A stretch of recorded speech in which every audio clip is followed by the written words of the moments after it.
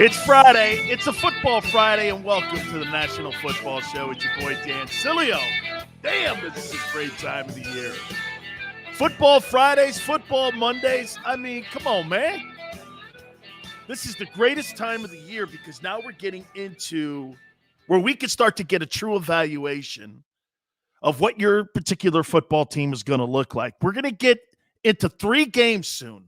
Next week will give us trends. We'll be able to get more of what your particular team looks like.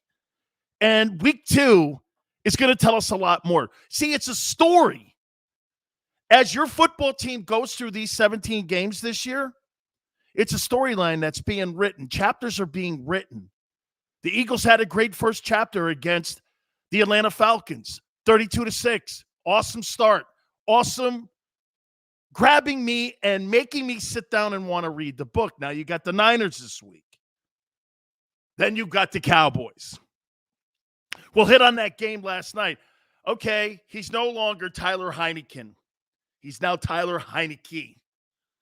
That was a heck of a game for a guy with his 3rd start, and he ends up beating the New York Giants last night, and Washington is now 1-1. Dave Gettleman sucks. He does. By the way, I got to say this to you. Daniel Jones played a hell of a football game. He played a hell of a game. And how about this? The Giants had 11 turnovers. Or no, excuse me. The Giants had 11 penalties last night. The turnovers. Just Whiteside, thanks for coming aboard. By the way, I want to make this very clear. I got to tell you guys, man. I'm getting constant, tweets on my Twitter page at Dan Sileo Show, which lets me know that this baby is growing and growing, and I thank you so much. Our dialogue going back and forth is just brilliant. I appreciate it. I, have learned so much doing this. See, this is a new platform for me, and what we're doing now is we're communicating with people again. And, I told you this a couple weeks ago, too. I usually don't talk to callers, or I don't talk to people usually because most of the people that call radio shows are boneheads. I'm just not going to do it. But there's been some great takes here. And that's why I throw you guys immediately to the top. By the way, our guest list, we're packed today. Our NFL Hall of Fame voter from Sports Illustrated, Howard Balzer, will be in hour number 1. Then we will have in hour number 2 our legendary friend Tony Bruno. He will jump aboard with us, and he'll give us his wisdom, okay? His wisdom on what the Eagles look like and what Lincoln Financial is going to look like this weekend when the 49ers come into town. All right, so let me get into previewing the 49ers and Eagles game. I want to get right to it, okay? Last night's game, I get it. It's Giants and Washington team thing. We'll do that here in a second because that is significant to the Eagles' position now in the NFC East. I think some things were shown last night. I still think that Washington has the better defense, but I'll give you this. First 2 weeks, Washington's defense has not stepped up. They got to play better. The only way that football team is going to repeat as NFC East champions is if Washington's defense steps in. Smile says New York quarterback and wide receiving fighting on sidelines. I don't really think that was that much of a big deal, Smile. I just think it was 2 guys barking on the sidelines, okay? I wouldn't make more out of that. If we start to see more of it on the sidelines, and that, to me, that's a coaching thing. To me, that's a coach's thing, okay? So let me get into, and I don't really think Eagle fans are going to like what I'm going to say here today after, breaking down a lot of film last night and after breaking down really stats from the first game for both teams. Here's what I wrote down about this game coming up this weekend on Sunday at the Link. The 49ers dominated the Lions. They did. Then they ended up blowing a 24-point lead, okay? They kind of went back on their haunches a little bit, and I really thought that they played really tight, especially with the last 6 minutes of the ball game. I mean, the turnovers and such, it looked like to me San Francisco was unraveling a little bit there with 6 minutes left in the football game against the Lions. They ended up holding on and winning. I thought Jimmy Garoppolo played a really good football game. I mean, here, the key with him is going to be obviously keeping him upright and keeping him in a position where he doesn't get injured. He's got a hell of a record when he's a starting quarterback. Muhammad, how you doing, brother? Appreciate you coming aboard with me. Okay, so let me say this to you. I think what you're going to see here is in this ball game, both football teams, the 49ers and the Eagles, are going to try to establish the running attack as much as they possibly can in this game. Here's why. You're going to try to do everything in your power to try to limit possessions. You want to limit the 49ers from being able to get that running game going, and that's what running the ball does. It limits time of possession for the other team. If you can establish a running attack, here, if the Eagles can get about 26 or 27 rushing attempts in this game against the 49ers, they'll win this game. They have to run the ball, and they have to be able to run the ball, and not just with Jalen Hurts. They've got to be able to establish first and second down, keep that team like they did against Atlanta in third and short. And I'm going to say this to you too. I talked to a bunch of folks. Because you beat Atlanta doesn't all of a sudden erase 4-11-1. It just doesn't erase that. So I'll say this. Just Whiteside says both starting corners out. 2 defensive linemen questionable. O-linemen questionable. And yet I'll say this to you. I still think the 49ers have a better roster. Okay? Who's the better coach? Kyle Shanahan. Kyle Shanahan's a better coach. As of today. Could that change by the end of the year? I doubt it, but could it get closer? Yes. Here's what I have. Dion says if Eagles don't win, then we losing to the 49ers 29-17. That's my score. Dion, here's my score. I got the 49ers winning the game 27, Eagles 22. I think they go into this football game, and I believe that they're 3.5-point favorites to win this football game on the road going to the East Coast. I just think when I look at the 49er roster, I think that they're better. White says Eagles in a blowout, 31-17. Here, I'm gonna write some of these scores down here. 31-17, Eagles. And I'm going to remember this. Nigel, whoa. 40-14? Tell you what, Nigel, if the Eagles, and I actually like just Whiteside, if the Eagles do that, and they put up 40 on that 49er team, I may have to put them in tier 1. Especially if Nigel's score comes to fruition where they put up 40 and only yield 14 points to the Niners. Dion says, I still believe in the Eagles. Hey, you can lose games. You can lose this game, turn around and beat Dallas in Dallas. And absolutely, this is not shade. You're going to run into teams that have a better roster, have a better coaching staff, have been doing it longer. Nobody, hey, Dion, I'm not saying you're not believing in the Eagles. You got to be a little bit realistic. That's exactly the point there. That is exactly the case. You're right. Okay? Does 4-0 equal tier 1? You're not going to be 4-0. If you're 4-0, you guys get to pick the topics and run the show. I'll make that point to you, okay? All right? Because there's no way that team's 4-0. If that team ends up 4-0, then we got a storyline on our hands, and Nick Sirianni's on his way to becoming the NFL Coach of the Year. If Sirianni gets out to 4-0, he'll be the lead candidate for Coach of the Year.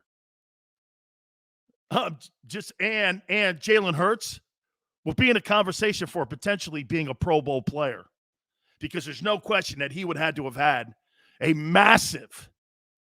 It's true, Nigel. I'm not going to say that it's not. I'm going to say something though that's going to go into the favor of the Eagles, and maybe you guys can go along with me here on this one. I'll tell you what there is an advantage of.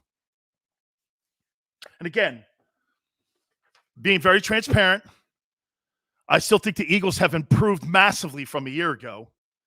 But I got the 49ers 27-22. Okay? 27-22 49ers, favored by 3 going into the game. I think they cover that and win the game. They're going to limit possessions. They're going to keep Hurts on the sidelines, in my opinion. But here's something that has to favor the Eagles going into this game. Travis says 31-20 Eagles. That's not a bad score, especially for the home team, right, Travis? 30-20. I'm going to write these scores down and read them off on Monday. And it's not to throw – wait a minute. And for the record, Travis, if it doesn't come anywhere near that, it's not to throw it shade back in your face. It's to show you what the Eagle game versus the Falcons meant. Okay? Now, if you turn out to be right, Big Dan's got to sit here and go like this. Hey, man, we got something here. We got something here. You're going 2-0 versus – hey, and personally, I'm going to make this very clear to you guys. When you guys take on the Dallas Cowboys, the Philadelphia Eagles will be at 1-1, and the Cowboys will be 0-2. Smile. That's a hell of a score. 23-20 Eagles. So far, we've got this from you guys. 31-17, 40-14, 31-20, 23-20. And here's let me finish where I was going here. You know, the one thing I heard this week that kind of made me, question a little bit what's going on in San Francisco is that Jimmy Garoppolo is now starting to be, I think, a little bit upset. Okay? How about this? He's getting to be a little upset where he's getting taken out in the red zone. All of a sudden, this kid comes in and throws touchdowns. What quarterback in their right mind in the NFL would think that that's a cool system? You think you're going to take Tom Brady out and put Kyle Trask in because Kyle Trask can move better than Brady inside the red zone? And Kyle Trask was a second rounder. I know. Trey Lance is the third pick in the draft, and he's going to be the starting guy. But to me, it's like cheating on your starting quarterback a little bit. You're trying to get – it's kind of like they want their cake and eat it. I think Garoppolo is a good player, and I don't think Trey Lance is a better player. Now, can he do more things? Probably. But I think that's got to be a factor. Don't you think going into the game that, you're going into week 2 and the 49ers are doing this. We love Jimmy, but we also kind of like Trey Lance also to get some snaps. I don't know. I mean, I would have a problem with that. Here, let me get him some snaps and really critical snaps, and he gets the glory snaps with the scoring. I'm like, I don't know, man. So wait, we work our ass off from 20-20, and then you Tebow me? I don't know if you guys remember back in the day, we had that scenario where Urban Meyer was bringing in Tim Tebow and benching Chris Leak once they got into the red zone. They won the national championship that year, and I went like this. I think Urban Meyer cost Chris Leak an opportunity to play for the Heisman Trophy, let alone the fact that he did win the national championship that year. I thought he really stopped him from being more than he possibly could, because what he did was he took really the significant moments in each game away from Chris Leak. And it's kind of what you're doing here to Jimmy Garoppolo. So you get into the red zone, and all of a sudden we're going to see a new package with Trey Lance, like a Wildcat or whatever. I think that plays into the favor of the Eagles in this one. Muhammad says, I'm sure he was upset since the pick. Yeah, and you know what? Muhammad, he came out this week and said, hey, I'm dealing with it. Monkey mind. Always something colorful to the conversation, right? Yeah, Smile. Jimmy G was offered to every NFL team, no takers. That's not the truth. Smile. The 49ers would not take a second rounder for him. There were teams that called and were offering second rounders. The Niners want a first rounder. See, the problem with that move is the 49ers are trying to win the trade twice. Okay? They're trying to win the trade twice. They won the move from New England, and the guys turned out to be a heck of a football player. Again, health being the factor. But now they're trying to win the trade again, getting a first rounder. Hey, and I do think that you're going to get potentially a first rounder for Jimmy Garoppolo. Think of this for a second. Garoppolo may command a first rounder, but Wentz didn't. Or how about this? A conditional first rounder? And Jimmy G may actually get the first rounder. That tells you all you need to know a little bit about how people's perception was of Carson Wentz once he was being dealt and shopped around by the Eagles. Right? Tells you all you need to know a little bit. Something else, too. So going into this weekend against the Niners, last night's game was significant. We now learn this. The New York Giants, they can't run the ball.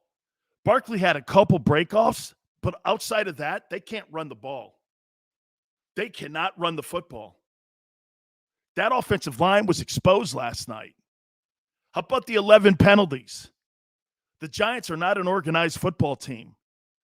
And how is that going to get better? 11 penalties. The, even on the defensive side, the holding on the long touchdown run by Daniel Jones, the guy's showing a little bit where he could kind of make some plays for you. Then you get all these penalties. And then Tyler Hanke, a backup quarterback, in only his third start, beats the Giants. Whew. Boy, if I'm in New York right now, I'm screaming for someone's head because you can't lose a game like that to a backup dude. You cannot lose that game like that. And as sloppily played as that. That's why I tell you with Sirianni's guys, they were focused, and we'll see if that plays out against a very good and well-coached football team and a Kyle Shanahan football team this Sunday. 49ers have to go on the road now here into a hostile environment, and we've got to see whether or not that's going to still have the same formula that we saw against the Atlanta Falcons. Again, it's not going to be the same play designs, but we're going to need to see is the same kind of cohesiveness, structure, the designing of the plays. All of that has to play into it. Priceless White, he says, we got this. Priceless, it's not shade. I got the Niners winning 27-22. I think they're going to limit the Eagles in possessions. Can't have 3 and outs. I will say this, though. If Philadelphia is going to win, here's how it has to happen.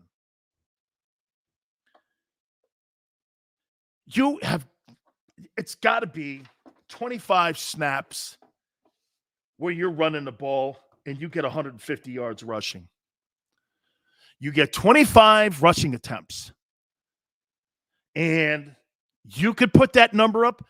Is it possible with that old line? Absolutely. Absolutely, it's possible with that old line. By the way, this is one of the more intriguing early games on Sunday because everybody is going to be watching it going, contender or pretender, which one is really going to wear that cape when they come out of this game in Philadelphia? Is it going to be the Eagles? Because people are now going like this. Okay, the Eagles look like they're the favorite. I'm not so sure about that. I'm still kind of with like all the names in a hat right now, favoring Philly and Washington. Washington's defensive front has to play better. They have to play better if they're going to be contenders for the NFC East. Have to be. And in the first 2 games, I thought they got knocked off the ball a little bit. Not making plays. By the way, I will say one thing, though. That kid, Chase Young, That homeboy can play. Wow, is he good. That Chase Young can play, man. He is, of all the young football players we have in the game today, that kid is a play wrecker. He can play. Gets up the field. He's got great spin around the corner on the offensive tackle. He's got a great rip. He's got a great arm over. He runs great stunts. He plays the run well. He's a big kid. Man, he's a mismatch issue. That guy can play. The kid Jonathan Allen from Bama, I still sometimes don't see the guy. He's kind of like Casper the Ghost. Sometimes you see the dude, sometimes you don't. But that Chase Young can play, man.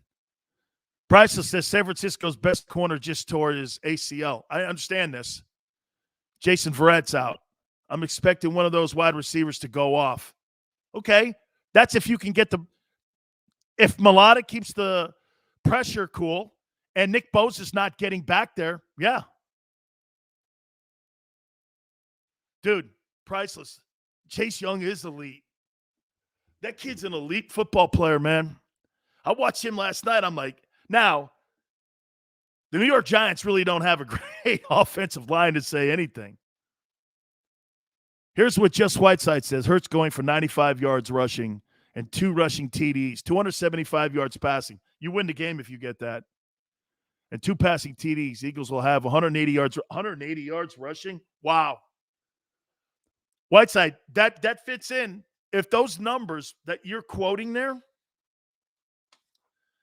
come to a reality, I think you were the one that said 40-14. I think that fits the number then. If Jalen has those type of numbers, that means you're keeping San Francisco on the bench as well. I'm going to rank, by the way, going into week 2, I'm going to rank 31-17. Okay. I'm going to rank the teams going into week 2 in the NFC East. Okay. I'm gonna rank the teams going in. Last night, obviously, Washington gets an advantage because they played already. But that doesn't play into really what I'm seeing so far. I think Washington's a good team. They played the Chargers in the opening week at home and really fought them well. I mean, I really thought that they played against a playoff team. I think the Chargers are going to beat the Cowboys. Robert says Hurts will play in front of the Philadelphia faithful. Dude, that's got to be like some juice, man, right? That's got to be good juju. All right, we're going to take a timeout. We're going to talk to our friend Howard Balzer from Sports Illustrated. We'll center on this game, too, 49ers and Eagles. We'll get to all your thoughts. Tony Bruno's going to join us in hour number 2. You keep it right here on a Football Friday on the National Football Show. Go for the midnight dares. Go for the memories.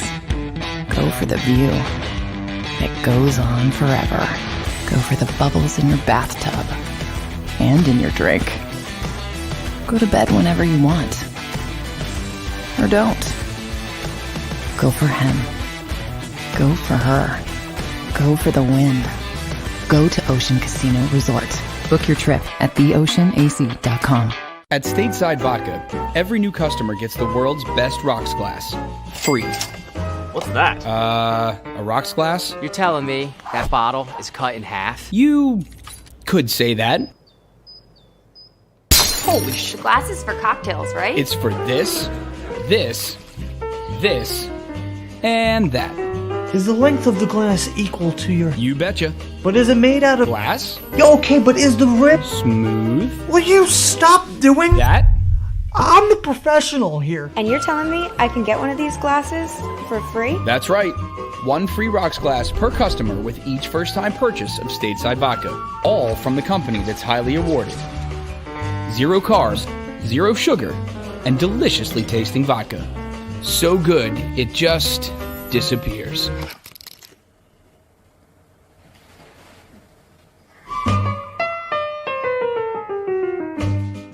The live post-game show is powered by IBEW Local 98.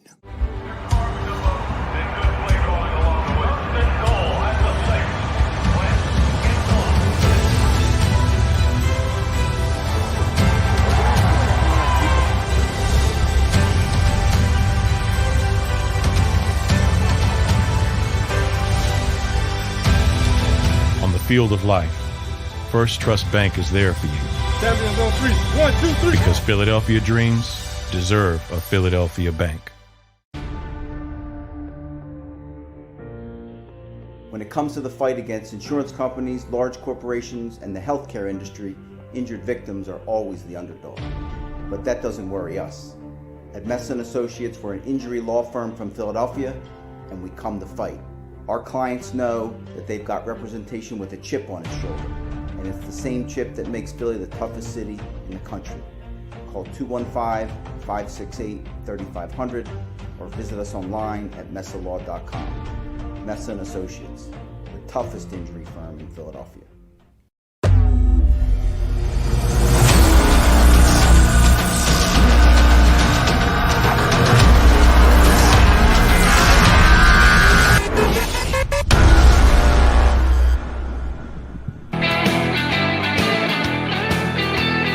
Football Friday here on the National Football Show. Your boy Dan Sileo. By the way, over the weekend, you can stay in touch with me, too, over on my Twitter page, at Dan Sileo Show. Appreciate everybody, leaving really great comments. We so appreciate it. Well, we'll see if Jalen can get him the ball, Birdman. He's talking about Devontae Smith, who covers him. Okay, let's see if he can get him the ball. 1 week doesn't make a career. 1 week doesn't give an evaluation on a player. Okay? It just doesn't. Remember that guy, Rick Meyer, that came out of Notre Dame a couple years back? He won the Rookie of the Year award. And then he was out of the league in 2 more years. It doesn't necessarily translate because you had a great game against a football team that managed 6 points. And one of the worst efforts in the Matt Ryan era in Atlanta. I wouldn't go crazy on that game. I would look, like I said, at 3 ball games. By the way, we're going to catch up with our friend Howard Balzer from SI, and we'll get his spin on what he saw after week 1. And also, his thoughts on the 49ers quarterback dilemma. What do you do there? Why don't you just stick with one guy? This whole going back and forth here, man, it makes it really weird. Here's my rankings going into week 2 in the NFC East. I do have the Eagles number 1 right now. Okay? I do. And by the way, know this. That could still stay the same even if they lose to the Niners, depending on how this game looks. Look, I said 49ers 27-22. 49ers win that, and the 49ers go on to be a 12-win ball team. That's not going to look all that bad, folks. Vegas is projecting that the 49ers are a playoff team. They were not projecting the Eagles to be a playoff team. That has elevated after week 1 because everybody was really impressed with the way that Nick Sirianni orchestrated the football team and put these plays together. How about this? It was such a great first impression that it even wobbled Vegas's thoughts on the Eagles. That's a good thing. But you're not changing my notion on just 60 minutes of football when we've got 16 more ball games. Injuries. Opponents' injuries. Everything is going to play a factor. The year that the Eagles won the Super Bowl, did everything not fall into place for them when it came to injuries in the postseason? Now, I said this yesterday. It looks to me like a lot of things are falling into place here at the start of the season. DeMarcus Ware's out for the defensive end for the Cowboys is out, right? You're banged up a little bit over in New York. That doesn't look like a very good team. Washington's still going to be somewhat of a factor. Okay, so let's give us a couple more wins. This game, again, like I said, there's no way you're the 32-6 or 32-6 Eagles. Not every week. I don't know how you could think that. Nunez says 27-14 Eagles. That's a good score. Obviously, you're looking at home field advantage being a major factor here. Muhammad says that Washington and New York won't be a factor. I still think that the defense has got better days ahead of it in Washington. You know what, though? Smile. You're right. Ryan Fitzpatrick is out, but Tyler Henke looked like he was very capable. Just Whiteside says that the 49ers are all beat up. I still think that they have a better roster. This is a Super Bowl ready roster if the quarterback plays efficiently in San Francisco. You can't think that the Eagles, after a 4-11-1 football team, and you having your quarterback the majority of the year, remember, Garoppolo was out last year. They're playing with nobodies at the quarterback position. And there was everyone in this league was saying this about San Francisco. They've got a good football team. They just really went into last year without a good quarterback. Just Mike says that Tyler Heineke has a history of being injury prone. Mike, I'll tell you though, man, he looked awful good against. So look at the games that he's played. He played in a playoff game, in a wild card game against the Buccaneers, who went on to win the Super Bowl. And I thought he played damn well in that game. Last night, he had 14 fewer attempts than Daniel Jones and won the ball game. I don't know, man. He made some plays. And he's got a little bit of that grit about him that makes you do this. I think the kid's fearless too. Nunez, he looked fearless in there. That's what you want to have with a guy. Hey, by the way, if this guy doesn't succeed, he knows that he has no chance of ever getting an opportunity to lead a football team. This is his shot, man. This is his Wally Pipp moment. How many times have we seen that pan out like that? I'm not saying he's Kurt Warner, but Tom Brady also got his opportunity like that. You know, I mean, guy gets injured, guy gets thrown in. Before you know it, hey, isn't that how Tony Romo got into over Bledsoe? Bledsoe got banged up. They dropped in Tony Romo, and Romo took the reins from there. We see this all the time, especially at that position. We see it. We see that a lot at that position. So I want to, again, I think this is going to be one of the better football games in the early frame. William, Josh Norman is playing corner. Quez running deep. All right. Hey, I think this football game is going to be damn good. All right. Let's get to my friend and get his thoughts. And we're going to start him out in Philadelphia and get his opinion on what he's seen. And we'll talk a little bit about last night's game. My friend, Hall of Fame voter from Sports Illustrated, Howard Balzer. Howard joins us now here on the National Football Show, here on a Football Friday. And I'll ask you, Howard, after week one and what we saw with the Philadelphia Eagles versus the Atlanta Falcons, they take on the Niners this week at the Link. Give me your assessment going into week two. Have you been surprised or yet still incomplete for you on whether or not you think they're the favorites to win the NFC East?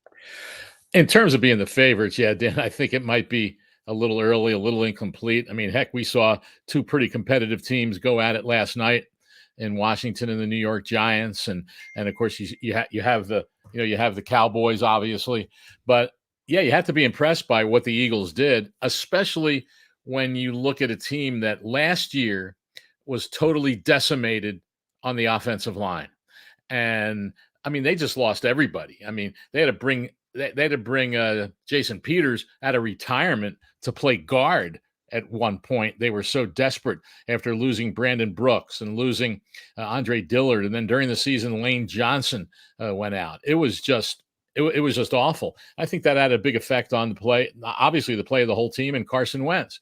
This year, they've got those guys back. I mean, Peters isn't there anymore, but Dillard's back. Johnson's back healthy. Brandon Brooks is back healthy. And now they can run an offense with a good offensive line. And, Jalen Hurts only played a handful of games last year. I think we have to see him on a week-to-week basis to see if he's going to be consistently accurate enough. I mean, he completed only like 52% of his passes in the games he played last year. But how much of that was because receivers, lack of running game for the most part, in that offensive line. So, they're playing a team that has struggled on defense that last week, the Falcons. So one game does not a season make. I think we all know that, but they certainly opened some eyes, and now we can see if they can be consistent. You know, the thing that I was impressed with the most, it wasn't really Jalen Hurts. And I was asked immediately, what was your takeaway? I went like this. If you watch the Urban Meyer game, Howard, and you watched how unorganized the Jaguars were and how they were just all over the place, and then you watched how Sirianni had play calling, had designs, the sidelines was all intact, and the way that they were going about their business, I got to tell you, I was really impressed with this style of coaching. To me, you can see a lot of Frank Reich because he personally does these custom game plans for the type of personality that's at the quarterback position. And that's got a lot of Frank Reich design all over it. So I was really impressed with Sirianni because, as you know, hey, that transition from going from the number 2 headset to the number 1 headset, Parcells will tell you it's not as easy as people think it is. Oh, no. Anyone who thinks it's easy, no matter what. I mean, it's not easy to do any of it in the NFL. I think sometimes people get the impression that, these coaches, they're just dime a dozen guys. And there's like, I've always thought, Dan, there's kind of almost like a lynch the coach mentality that exists out there. I don't think you get to this level without being a very good coach. But yeah, you make a good point about Sirianni, a guy that not too many people knew about when the Eagles hired him. But coming out of the box, that's so important, having that organization, looking like you know what you're doing. And obviously there's a lot of stories. You mentioned Meyer. There's a lot of stories coming out of Jacksonville about how this does not look just in look like a professional operation in terms of running that team. And so we're going to, to go into Houston and lose the way they did to that Texans team certainly has to raise some red flags. So it's going to be interesting to see if he can get that thing going in a much better direction than they looked like in week 1. You know what, Howard, just real quick to expand on what you're saying there about Urban Meyer and Jacksonville. When I see Sean Payton or I see Andy Reid or I see some of these NFL coaches that are coaching in a game like Belichick or Pete Carroll or whomever, they look like they love the NFL. My question for Urban Meyer would be, do you really love the NFL like you love the college game? Because if you don't really love it and you're just doing it and you think you can coach tadpoles out of a lake just because you're Urban Meyer, this is a different animal here. You're dealing with 30-year-old dudes in the room that, that college pat on the head ain't going to cut it at that next level. I'm just wondering, I think we're going to find out if Urban Meyer really loves the NFL or not, because, to me, I would have went like this, Howard. Hey, I have one job left, okay? This is my last job. I'm not going anywhere else. I don't even want to hear anything about USC stuff. But to have to shoot it down after week 1, I think that tells me a little bit about the guy. No, well, obviously he had to shoot it down because it just came up that USC fired their head coach, so that wouldn't have been the case. But you raise you raise very good questions. I will say I don't know if Jacksonville has too many guys 30 years old or more, but that's another story in terms of their roster. But they also don't have 17, 18, and 19-year-olds either. And so that's what you have in college, along with some 20-somethings there. So like you said, it's a totally different animal. And in terms of loving the game, how can you know if you love it? You've never been in it. I mean, that's the thing. Most of these guys, most of the coaches in the NFL are NFL lifers who have been around a long time. Now, granted, a lot of coaches will hire guys coming out of college as assistants so they can develop that love for the NFL and see if they have what it takes on that level. But as a head coach, man, that's a whole lot different. And I think that, Jimmy Johnson faced it a little bit when he went to Dallas. Coming out of the box, and he probably had too many college guys on his staff. And one of the best moves he ever made was bringing in Norv Turner as offensive coordinator, and that was a big part of what the Cowboys were able to accomplish. But like you said, it's just a whole different game. So many different aspects of it. Hey, you got all of a sudden you're going, oh, I only have 53 guys. That's all I can have on my roster, and so you're accustomed to having so much depth in college because you can just stack your roster with with the best players you want, especially when you're at a great university where you can recruit at such a high level. So yeah, that's going to be one of the more interesting ones to see, and especially a guy who hadn't coached in a couple of years to come out and do it again. Man, that's a tall order. That's a tall order. Let me go over to the team that the Eagles is playing. That's the 49ers. Here, first, let me start this off. Do you think the 49ers are a better roster than the Eagle roster going into this game this weekend? Better than the Eagle roster, you ask? Yeah, you would say they probably do. I mean, the Eagles maybe they're going to show that they have an underrated roster, but I'll tell you, the 49ers have already started to experience injuries again, maybe not so far to the level of last year where they lost their quarterback and they lost Bosa and they lost so many guys, but here they are. They lost a running back, they lost a corner, and once again, it looks like they're going to be really affected by some injuries, but that defense is very good. Offense, it might not be. Obviously Garoppolo has more experience. As long as he stays healthy, he's a pretty good quarterback in this league. Receivers, the 49ers, I mean, the Eagles maybe with Devontae Smith, granted it's only one game, but the 49ers have a solid core, so that the roster might not be as better than a lot of people perceive it to be. And so that's what makes this one of the more intriguing games of the weekend, to see if the Eagles can hang with the 49ers in this game. How about this too, Howard? I threw this out a couple days ago to people too. I'm like, for the first time, I'm hearing Jimmy Garoppolo actually say this. I'm not really cool with what they're doing with bringing Trey Lance in on the red zone, and all of a sudden he's getting the glory TDs, and here I am going from 20 to 20, and they're finding these plays. It's not really a quarterback rotation. And I think the 49ers are trying to have their cake and eat it at the same time. And yet, I don't know. I mean, to me, if I was in that locker room, just pick a dude. You know what I mean? Just pick a dude. This is not college where you can rotate quarterbacks like you see in the college game. Pick a dude, man. You think that's kind of a little bit, because now you got your quarterback even. I'm not saying he's barking like Aaron Rodgers is barking, but he made it a point that he's put up with a lot. The kicking of the tires of Matthew Stafford, the Deshaun Watson stuff, the trading up to get the third pick. I mean, he's put up with a lot, and now this. I don't know. I think Jimmy's really done himself well here for another opportunity somewhere else, but don't you think that could be a factor in the locker room also? It could be. And a lot of times, though, you have to look at the context, the way how things are said, and how was it brought up. And I'm sure someone I'm sure he was just probably asked, how do you feel about this? And is he supposed to come out and said, oh, this is awesome. This is great. I love when they bring Trey Lance in.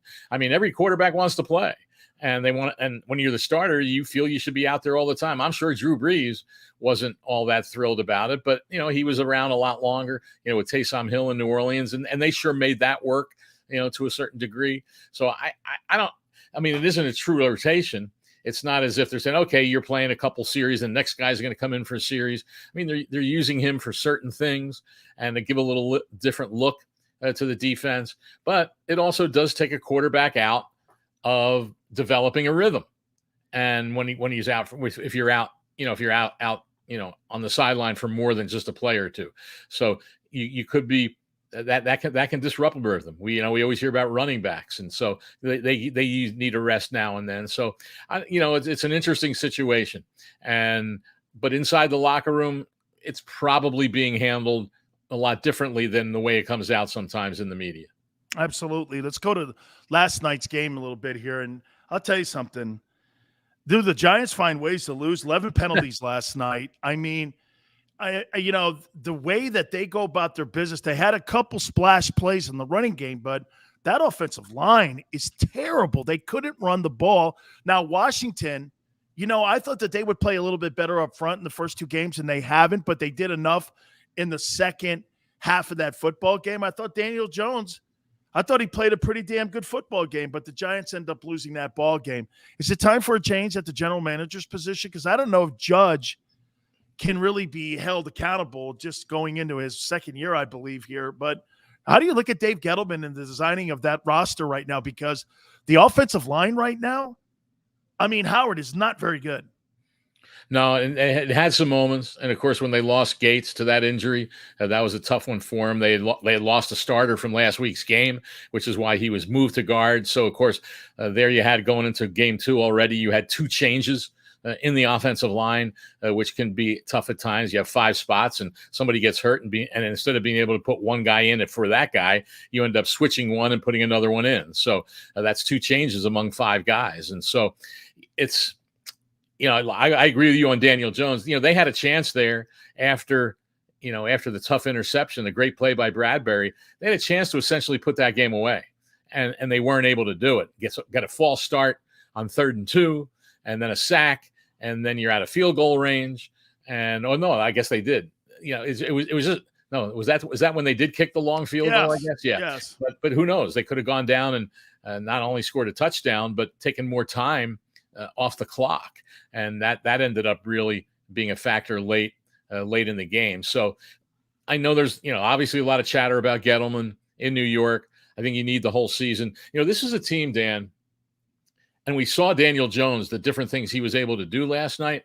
Last year, they were at the point where they were playing decent football. It wasn't great, obviously, but they were in the hunt for the division. And then Daniel Jones got hurt. I think I'm trying to remember if he missed 1 game or 2, whatever it was. Came back, and it was an injury to his leg, as I recall. Came back to play against the Cardinals, and he probably shouldn't have played because he couldn't move. He couldn't move in the passing game, and that was the game that Hassan Reddick had 5 sacks. Think of that. In the last 5 games that the Cardinals have played, they've had 2 5-sack games from a pass rusher. But so he couldn't move and he couldn't run. And we saw last night what he can do and help that team when he's able to run. And of course, there's one. They lost a touchdown on a holding call. So those are the things that, if you're going to be a winning team, you have to make plays at the right time. Don't make bad plays at the wrong time, like jumping off sides on a field goal, even though it looked darn close whether he was really offside. But those are crazy things. I mean, if that doesn't happen, they win the game, and no one's talking about a team that's 0-2 and what's going to happen going down the road. So we'll see what happens the rest of the year. But you never know when when changes might be made on a team. 2 last questions for you. I'm going to throw a number at you here. Dak Prescott going into this football game versus the Los Angeles Chargers since November 10th of 2019 is 5-9. And I don't believe that they're going to beat the Chargers this weekend. I think the Chargers are a better and more complete football team, and I think that quarterback is going to throw for a boatload of yards in Justin Herbert. We're talking about a lot of yards being thrown up. We're talking about people talking about the Cowboys every weekend. But when does it get to a point when you start winning some games here? I mean, you're 5-9 as a starting quarterback for the Dallas Cowboys in the last 14 games. I mean, I don't know. I mean, people keep telling me Dak's an elite quarterback. Really? Show me. Well, I think I react a lot of times when, granted, a quarterback's the most important player on the field. But I've always wondered who decided somewhere along the line. I wonder in baseball, too, to give a win or a loss to a quarterback, give a win or a loss for a pitcher. I mean, you can go out there as a pitcher and pitch a great game, and you get no run support, and you lose the game. Well, the pitcher gets a loss. Same thing with a quarterback. I mean, if the defense can't stop anybody, and you're going down and scoring points, which is your job as the quarterback, is lead your team to points. If you're scoring points, but your defense a lot of times is giving up more, is that really on the quarterback?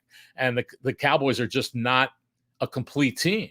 It's as simple as that. Now, on top of everything, they lose DeMarcus Lawrence. He's on injured reserve. They got Randy Gregory on the COVID list. And so they've just had a lot of issues, and it's been tough for them putting together.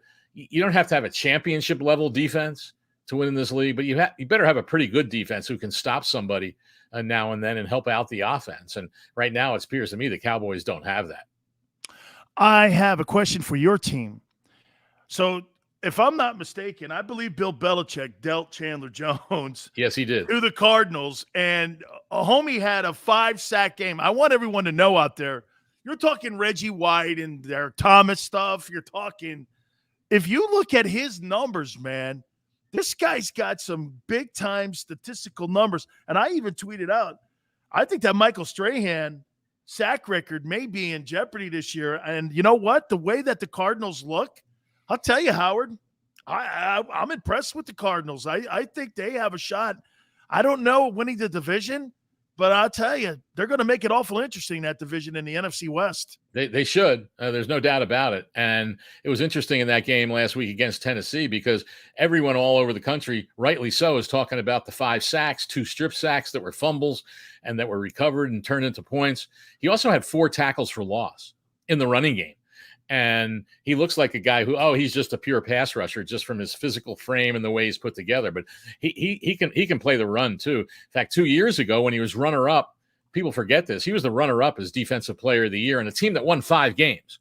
And he had 19 sacks. He also had 11 tackles for loss in the running game. He had 4 in that game against the Titans, including on the first play of the game when he dropped Derrick Henry single-handedly for a 3-yard loss, and it set the tone for that defense. But what also helped, Dan, here's what's interesting about that defense. The Titans, they know J.J. Watt so well. They were chipping him and doubling him. And so Chandler Jones is basically just one-on-one, all the time. So what are offenses going to do against that defense? Well, if they decide to if they decide to double Chandler Jones, then J.J. Watt, could wreak havoc. So that's going to be interesting to see from that standpoint. In terms of that team, with that defense, with the offense. And here's an interesting thing about this team. I was thinking of this the other day, Dan. Arguably, they have at every one of their units, except running back, one of the top, whatever number you want to put on it. I don't know, 50, 100, whatever. One of the top players at their position. Let's say the top 5 players, 10 players at their position in the league. You've got Kyler Murray. You got Rodney Hudson, who's meant worlds to that offensive line. There's 1 touchdown to Christian Kirk. Rodney Hudson turned to Kyler Murray and said, hey, it's cover 0. You might want to check on this play. And he checked out of it and made a touchdown out of it. That's what Rodney Hudson brings to that offensive line. Then you have Watt on the line. You have Chandler Jones at outside linebacker and Budda Baker at safety. And Byron Murphy Jr., I'm telling you, is developing into one of the better cornerbacks in the league. So there's talent throughout this roster. And what they have to do is be consistent. And we'll see if they're able to do it. Big win last week. Now you have to show that you can do it again against the Vikings on Sunday in their home opener. Finally here, because I talked to Goslin and I talked to Cole and I talked to you, all guys on that Hall of Fame committee. So I get guys all over the NFL now that are asking me, how come I'm not here? How come I'm not there? My latest one is this one. Sileo, ask Balzer why Leslie O'Neal's not in the Hall of Fame. It's funny because I was looking at a list the other day of the guys in the last, I guess it was 12. I have to look at something like that with guys who have had 4 more sacks in a game in the last 12 years or something like that. And Leslie O'Neal's on, maybe it was 5 or more, whatever it was. Leslie O'Neal was on the list. And it was also for the number of games in their career, 4 sacks or more. And he's near if he's not at the top of the list, he's near it. And I have it here on another sheet. And so I don't know if it was because the teams he was on weren't the greatest. Although I'm trying to remember now. He's got a great sack total. I know. Was he part of, or did I don't think he was on that 14-2 team. Yeah, maybe not. But he wasn't part of the Chargers in the Coryell years. No, I'm fairly certain. Yeah, because he was in the I middle remember when he was with the Rams at the end of his career. Yeah, and they thought they had gotten a great signing, and he just didn't have anything left at that point. But man, the guy played at a tremendously high level. I can't answer that. I wasn't on the committee at the time. I never had a vote for him. I don't know why I don't even think he's ever been a finalist, much less being in. And so sometimes weird things just happen with players that you just don't know the reason for it. Absolutely, man. Getting into that Hall of Fame, toughest Hall of Fame, I say, in all of professional sports. Howard, thank you so much. You're so great to talk to. And thank you so much for breaking it down. I appreciate it, my friend. My pleasure, Dan. Take care. You bet. Howard Balzer from Sports Illustrated. We'll take a brief time out, get back to all of your calls or your takes, whatever you want to call it here on the National Football Show. Go for the midnight dares. Go for the memories. Go for the view. that goes on forever. Go for the bubbles in your bathtub and in your drink. Go to bed whenever you want. Or don't. Go for him. Go for her. Go for the win. Go to Ocean Casino Resort. Book your trip at theoceanac.com. At Stateside Vodka, every new customer gets the world's best rocks glass. Free. What's that? A rocks glass? You're telling me that bottle is cut in half? You could say that. Holy shit. Glasses for cocktails, right? It's for this,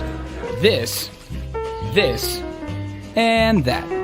Is the length of the glass equal to your... You betcha. But is it made out of... Glass? Yeah, okay, but is the rim... Smooth? Will you stop doing... That? I'm the professional here. And you're telling me I can get one of these glasses for free? That's right. One free rocks glass per customer with each first-time purchase of Stateside Vodka. All from the company that's highly awarded. 0 carbs, 0 sugar, and deliciously tasting vodka. So good, it just disappears.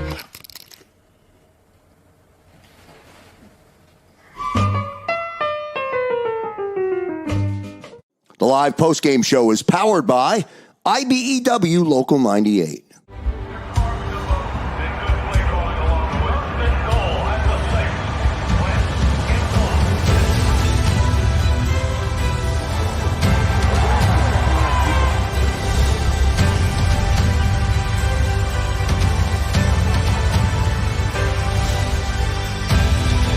On the field of life, First Trust Bank is there for you. Champions on 3. 1, 2, 3. Because Philadelphia dreams deserve a Philadelphia bank. When it comes to the fight against insurance companies, large corporations, and the healthcare industry, injured victims are always the underdog. But that doesn't worry us. At Messon Associates, we're an injury law firm from Philadelphia, and we come to fight. Our clients know that they've got representation with a chip on its shoulder, and it's the same chip that makes Philly the toughest city in the country. Call 215-568-3500 or visit us online at messalaw.com. Messon Associates, the toughest injury firm in Philadelphia.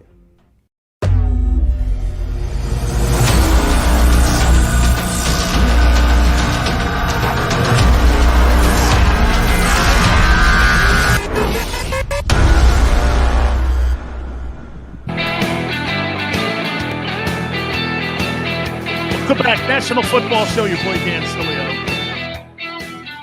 and the Krauses are cool people. Big Sil's not a lot of humble pie when it comes to throwing like non-shade on people that I've worked for before.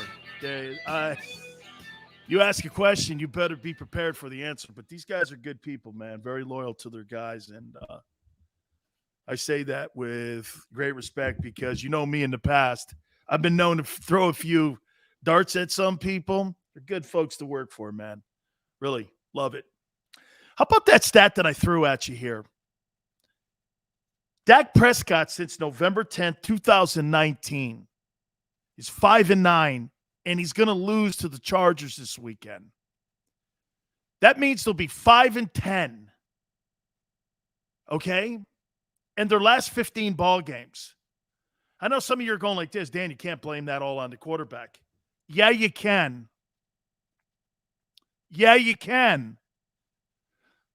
The quarterback and the organization take the heat together and combined and collectively. Okay? They take it collectively. Why do you think Dak Prescott's making $42 million a year? Okay? It comes with the territory. You get all the accolades, you get to kiss the cheerleaders, you get to cash the paychecks. And the rest of us humps go along for the ride. That's the reality of it. Coaches also take the heat for the losses. I mean, Jerry Jones has to take the heat for this as well. This is his football team. They're 5-9 since November 10th of 2019. Some of you would go, well, Dak was hurt last year. He still played, and in the games that he was healthy, he's 5-9. You keep talking to me about all these incredible. Now, would somebody say this? Sills, do you think the Cowboys would be a competitive team if Dak wasn't on that team? No, it's true. But why are you trying to compromise to make a wrong on the football team not winning games to make it seem that you want to move the goalpost to get your point across the finish line? Okay? Hey, Birdman, I think the guy Joe Judge, I don't agree with everybody. I think he's a turd. Dude. I think Joe Judge, I don't know, 11 penalties? That's on the coaching staff. Kick those guys' asses. Tie them in a chair. Beat them. Do something. You can't be having pre-snap penalties like that, costing your team opportunities on winning. Run some laps. Muhammad, man, I'd be doing more than that. I'd be doing more than that, man. Dude, Joe Judge, and, hey, now how about this? I can't tell if Daniel Jones can't play or not now because this guy sucks. Dave Gettleman blows. Dude, Jason Garrett, holy cow, man. Thought he was going to go there, and thought he was going to revamp his entire coaching career, but I just can't tell, man. The personnel on that team sucks. It just sucks on that team. The giant O-line. So wait a minute. The center goes down, and that thing goes to, you know what? They got to strip that bad puppy down.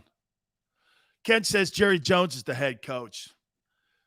Jerry Jones wants to be the GM, Ken. He wants to put the pieces there along with the coach and take all the credit. I hired the coach, I hired the players, and we won. That's what he wants. But since Jimmy Johnson, really, and I'm not going to go with Switzer there, but since all that, he's never been able to duplicate that. Do you guys ever wonder why he's never been able to duplicate that? Because it wasn't him making those decisions in Dallas. You think Jimmy Johnson gave Jerry Jones any say when it came to personnel decisions on the Cowboys dynasty teams that won those 3 Super Bowls in 5 years? He gave none of that to him. You know, he likes to take credit for that Charles Haley trade. He had nothing to do with that Haley trade. He had nothing to do with the Herschel Walker deal. Right? So, I mean,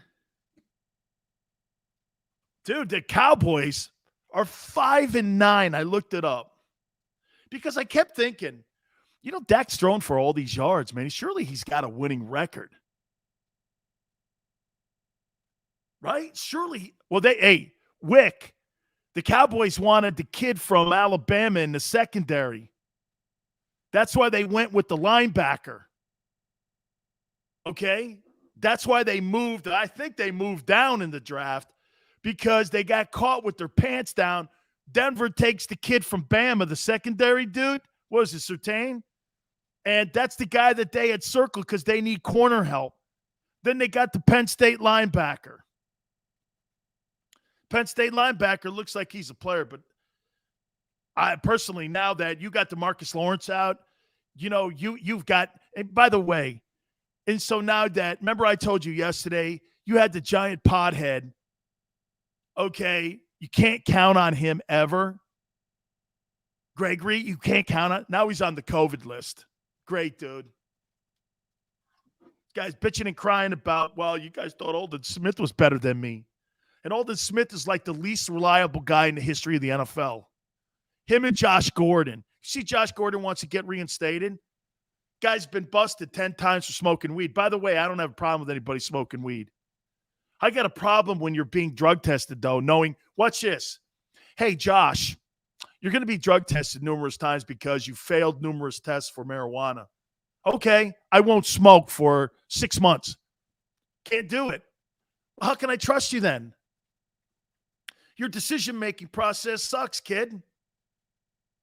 That's what stopped you on being I got to tell you guys something, man. That guy, Josh Gordon, I got to think it was 3 years ago, maybe 4 years ago. I went up to a game in Carson, California. And guys, I'm going to make this point to you. I think he had been suspended for like a year and a half or something. Okay? I saw him get 11 catches for 140 yards or 114 yards. He was a freak. I think that guy led the NFL in receiving yards one year when he was in Cleveland. Okay? I think he led the NFL in receiving yards. This guy was a star, man. Wick, this guy was a freak. I mean, I went up, I'm like this. This guy's been out of football over a year. He's the best receiver in the league. Then he gained weight last year, and New England cut his ass. Yeah, because he's eating too many ding-dongs. You know what happens when you get high? You know, the Cheetos, you got to eat a couple bags of Cheetos. And before you know it, man, you got to add the dip in, right? Then you got to drink the 18 Coronas. And before you know it, you look like a tight end. I mean, right? You look like yeah, he went from being a slot receiver into being a tight end. Hey, man, the munchies kind of get you there, huh, homie? Right? I think it's like 6 times he's been busted. And, man, I so pull for the guy because he's a supplemental guy too, man. It seems like all the guys that were supplemental, including yours truly, were challenged, to say the least. One other thing that I want to throw at you about what the 49ers are going to have to do, and keep an eye on this here, okay? Okay? The 49ers, for them to win against Philly, got to contain Jalen. Set the edges. Don't let him get out in the perimeter. So keep an eye on that. If the 49ers can set that edge, Atlanta, man, could not set the edge. He was running around and he was making plays. You got to keep him in that box. Keep that dude in the box. Don't let him get out in the perimeter like that. Make him come back into pursuit. And see, I still think the 49ers, even with Jason Verrett out, even with a banged-up defensive lineman out, I still think that defense makes plays. They're good in linebackers, and they're also good on setting the edge. And Bosa versus Malata is going to be a must-see television. It's like, I think it's like Godzilla versus King Kong, man. That'd be good. Eating too many ding-dogs. Jimmy is, man. Hey, here, watch this. Here's Josh Gordon. Yeah, man. Yeah. Oh, we got a game tomorrow? Shit. Hang on here, man. Hang on. Wait. I got a game tomorrow? Where's my ding-dongs? Give me them I love ding-dongs and water. Milk. Don't give me that skim milk. Do I look like a skim milk guy? Hey, man, this is good marijuana. Holy cow. Wait, I got a drug test tomorrow? Wait a minute. God dang it. I got another drug test. Hey, man, shit, whatever now. I've already smoked 18. Wait a minute. I know what I could do. Hey, I know what I could do, man. Right? Oh, man. Right? Hey, by the way, guys, I want to throw this at you here. Krause Jr. just told me this, man. We may not be getting Bruno at the bottom of the hour because Tony's not been feeling well. I don't want to divulge why.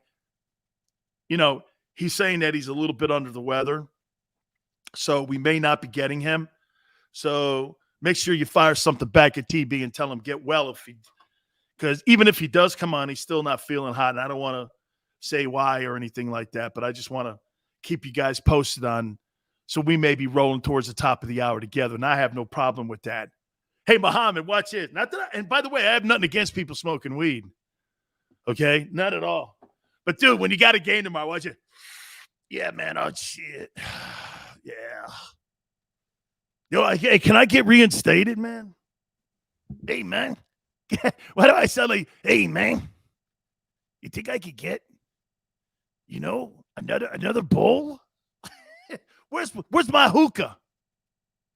Dude, you got a game tomorrow. Josh, we got to go see the NFL, and they're going to drug test you. Yeah, but I've been smoking on my hookah all night. Well, dude, see, the NFL and every league should follow the NBA. Okay? Don't test for marijuana. Why? Who cares? Who cares? Okay? Hey, wait a minute. Here's old Josh. You mean I got a letter that I could get back in the league? They're not going to test for marijuana? Wow. That's great. Woo! Woohoo! Yes, sir! Wait, let me celebrate.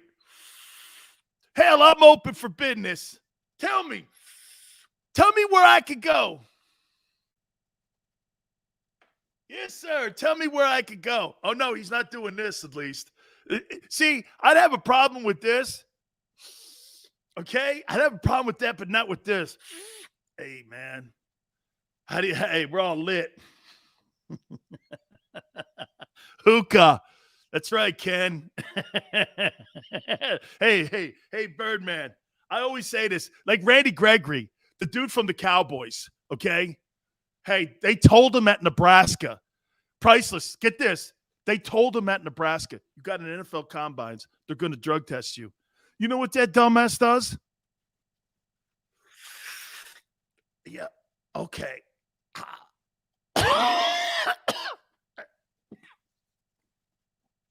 I got a drug test tomorrow? Shit. What am I going to do? Hey, somebody go get me 10 gallons of water to see if I can, like, clean my pee out. Yeah, let me see if I can get that out there, man. That's right. Get the cleanser, Muhammad. It's about $45 at a head shop. Go get it. How would I know? Hey, how would I know? Yeah, right? Hey, where do you get the cleanser from? A head shop. Sileo, how do you know that? Someone told me. Not that I know or anything like that, you know. Right? And not that I have any, like, inside information or anything. Right? Okay, man.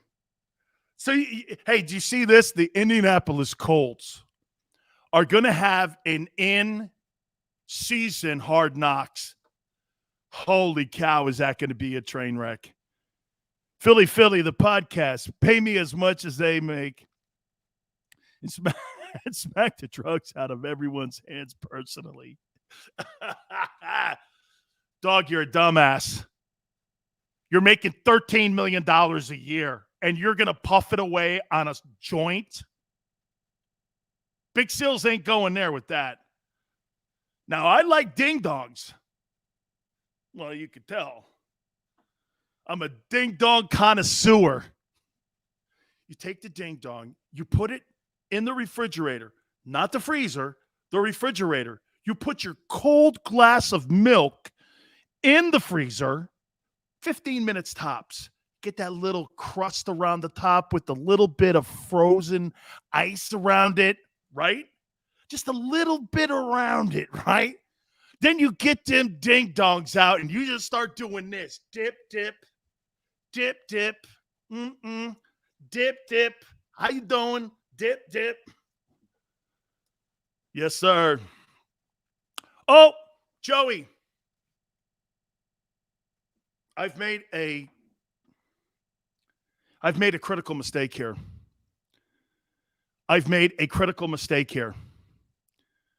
Okay? Okay?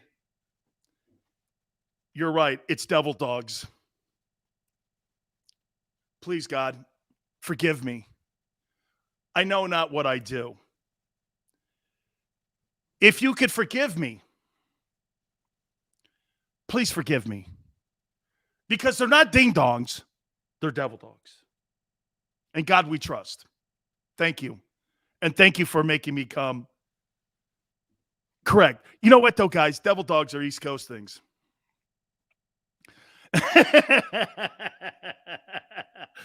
Just one side. Yeah, because when we get older now, we can't eat a Tic Tac. When I was younger, I could eat a box of Devil Dogs, not gain a pound. Man, I love Devil Dogs, man. Woo! Scrumptious. You see Tom Brady said, hey, you think Tom Brady's ever eaten a Devil Dog? Honey-coated baked apples for me. Sounds good. I haven't had that stuff in a long time. Oh, you must be like Krause Jr. Krause Jr. eats these fried like mountain balls or something. These Bulls balls. Yeah, he's into like natural things now. Yeah. I think he eats like whale penis and stuff like that now too. You get it from a health store. They have it in jars and such. They have all this stuff like kidney livers and all this other stuff, man. I don't know. I don't know, man. So Brady says he could play until he's 50. He says, he was doing that thing with Gronk. And by the way, I love that. I do, man. I just love that, right? Big wheels. 80% vegan? What's that? What's vegan? Oh, is that the dude that eats like stuff you grow in your backyard, like grass and stuff? Like you go, like, if I'm not mistaken, am I right, Mike? That's like eating like your back lawn, right? It's like eating like bamboo and stuff. Funny bones, man. Hostess Big Wheels. Dude, man, I may have to order me some Hostess Big Wheels for Saturday and Sunday football. Those Big Wheels, man, are good frozen too, boss. Holy cow. Yeah, hey, Brady wants to play until he's 50. Well, with the way they treat the quarterbacks today, of course he could play until he's 50. You can't breathe on these guys today, right? Susie Q's. I don't know, man. The Suzy Q was like the stuff with like it had coconut on it, right? They're going to hit the weed and eat a bit. Hey, wait a minute. Hey, Muhammad, hang on here. Hey, man, where's them big wheels? Hey, wait. Hey, put that Eagles and Falcons game on. Come on, honey. Put that Eagles and Falcons game on. By the way, bring the big wheels and the Devil Dogs and a glass of milk. Thank you. Yeah, no. Don't bring them Suzy Q's. I hate them. Yeah, no. That was one of the guys' things there. Just, do me a favor. Yeah. Yeah, hey, glass of milk. Okay, Devil Dogs. Hang on. Cold glass of milk. Yes, Muhammad, it's CTE and it's way too many hits to the head. Just so you know that I'm building a case against the league now so that I could replay this tape back, to my doctors. See, Dan was really a level-headed guy at one time. He's breaking down the weekend of college football and pro football. And, right? Then all of a sudden, this guy's talking about eating Devil Dogs. Oh, no, I'm going to get to that game, Joey. Okay? A venison steak? What's that? Oh, my God. Please don't. What is it? A venison steak. Ooh. Yeah. Okay, here. Here are the games this weekend that I think we all need to look for, okay? Obviously, Eagles and 49ers, right? By the way, I know you guys hate it, but I picked the 49ers 27-22. Deer, right on. Here's the pro games. I think that Rams and Colts game is going to be interesting. I think the Colts have to win that ball game, man. I mean, your O-line played like piss against Seattle last week. I think the Rams looked awesome against a very sorry Bears team. Then you got Bills and Dolphins. Are you not interested in that? Bills get dusted in the first one against – hey, and you know what? Krause Jr.'s right. You know what you have today in our media? You know what Colin Cowherd said about the Bills dropping that game against the Steelers in the opener? Well, the Bills are a better team. That's like contesting elections. The one thing that's beautiful in sports, you can't contest the scoreboard. You got beat, dude. Live with it. You got beat. Well, no, we're a better team. We're a better. Not on that day, you weren't. Steelers went into your place even and won. Dude, I hate when people do that. You see, but they do that in mainstream media all the time, right? Right is never, wrong is never right. Right is never wrong. They constantly try to prove their narrative. No matter if they don't even have the facts, it doesn't matter. It just doesn't matter. Today, lying is news. Do you know that? Today, lying is news, right, Jim?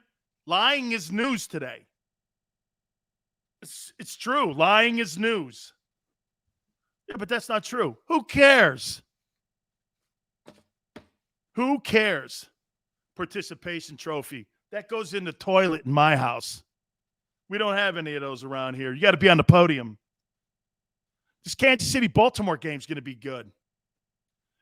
Hey, here's a stat for you, too. Not that I'm big on them, but I love this one when it comes to winning. So, Lamar Jackson is 0-3 versus Patrick Mahomes. He's 30-5 versus the rest of the league as a starting quarterback in the NFL. This guy's 30-8. That's pretty damn good, man. He's won 30 of 38 starts as a starting quarterback. And you don't like that guy as your starting quarterback? I'll take a whole handful of that guy.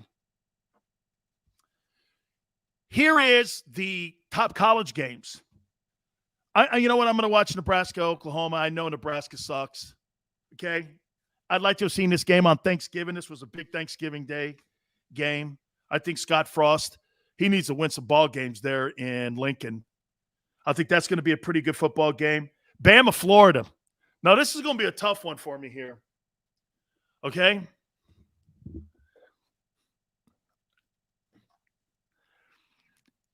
Bama, Florida. Hang on here.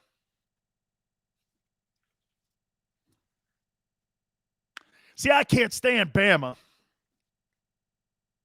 but I hate Florida. You know how you guys, how about this? You know how you guys hate the Giants?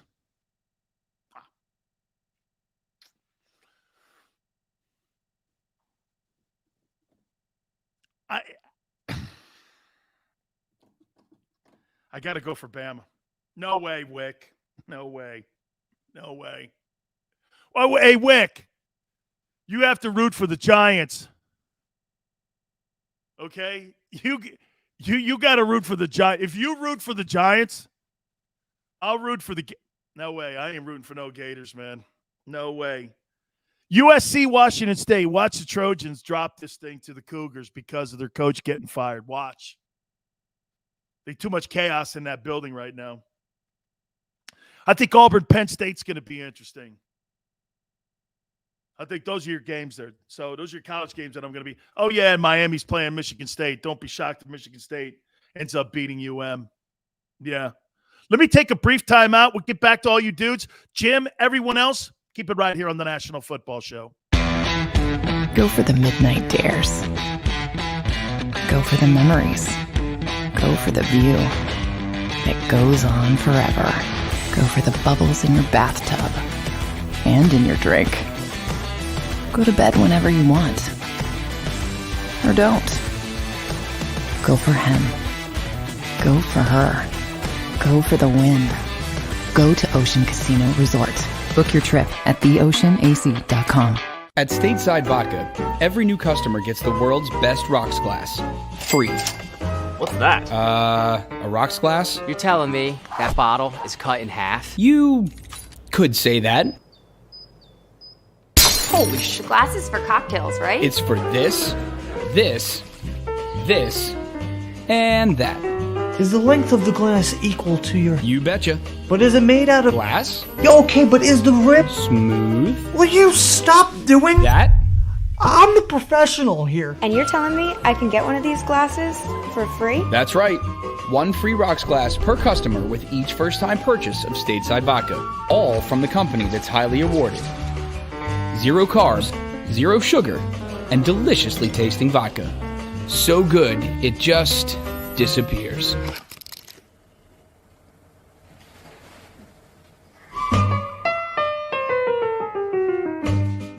The live post-game show is powered by IBEW Local 98.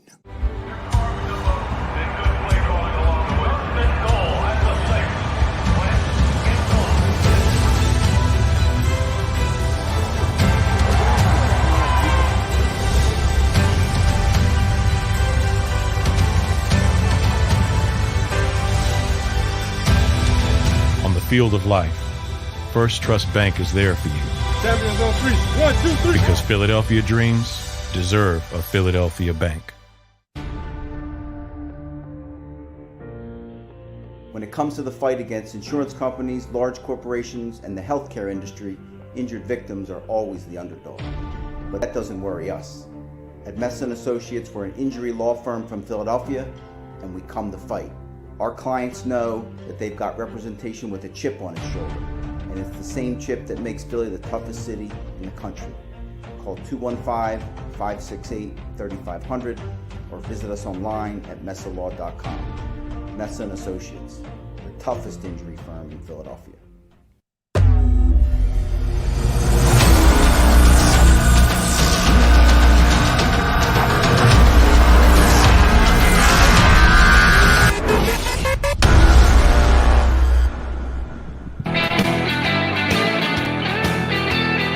Welcome back, National Football Show. We may be or may not be getting Tony Bruno. Tony's not feeling well, so we're cool, man. We send a lot of love out to him. If you do, great. Love the master. Not, man, once again, we'll send a text over to Robin to make sure that he gets it, too, that everybody sends their best wishes to him. So all good here on this Football Friday. I mean, dude, if you can't do a show on a Football Friday, isn't it time for you to hang up the mic? I mean, right? This is not like COVID-19 days when there's nothing going on. There's a billion things going on in the world right now, especially in the football world. All right? I do know Sonny Lubick. Sonny Lubick was at Miami. He wasn't during my time, though. He was a little bit after he was with Erickson. Sonny went to Colorado State, became the head football coach there. Tremendous coach there, man. He was really a good dude. And I got a chance to know him, though. I'm great friends with Dennis Erickson. Hey, Mike. Hey, Mike, you want to see my phone? Mike goes like, and by the way, I didn't add anything. Let's see who we have on the phone today. Sileo knows everyone. Hang on here. Let's see what we got on the phone. Okay, check it out. How does Xander's name get on the top? How's Xander's name get up there? Who's that? Jimmy and Ice Cube still. By the way, Gary Cobb, Monday, 5:30, every Monday. Hey, Philly 29, thank you so much for coming aboard and being part of the National Football Show with Big Sills. Appreciate it. I want to throw something at you here. You know, when we talked to Howard Balzer in the last hour, and I want to say something to you about Nick Sirianni here. When you're an assistant coach in the NFL, you're a gypsy. And I mean that in the context of this. Randy Edsall's available. Hey, Paul, that second stint in stores didn't go very well, did it?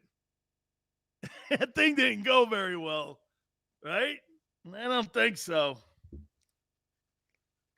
But when you're an assistant in the NFL, you got to love the game because you're constantly changing zip codes. Frank Reich told me he's had like 13 different jobs in the NFL as a position coach and coordinator. before he landed that job as the head coach in Indy. And sometimes you get passed by. Look how many years David Culley ended up getting passed by. What was it, 28 years he was involved in the NFL as an assistant in some capacity or another? Finally gets a head coaching job in Houston. That's why I was so glad to see that dude get a win against the Jags in the opener. Here's something, though, for here. You know Nick Sirianni loves the game. You know how I know he loves the game? Okay? You know how I know he loves the game? By the way he constructed that game plan against the Falcons. Oh, okay, Paul.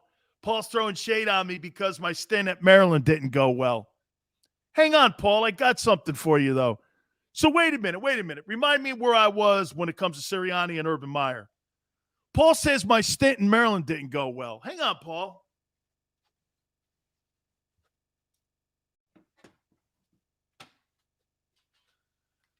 Hang on, Paul.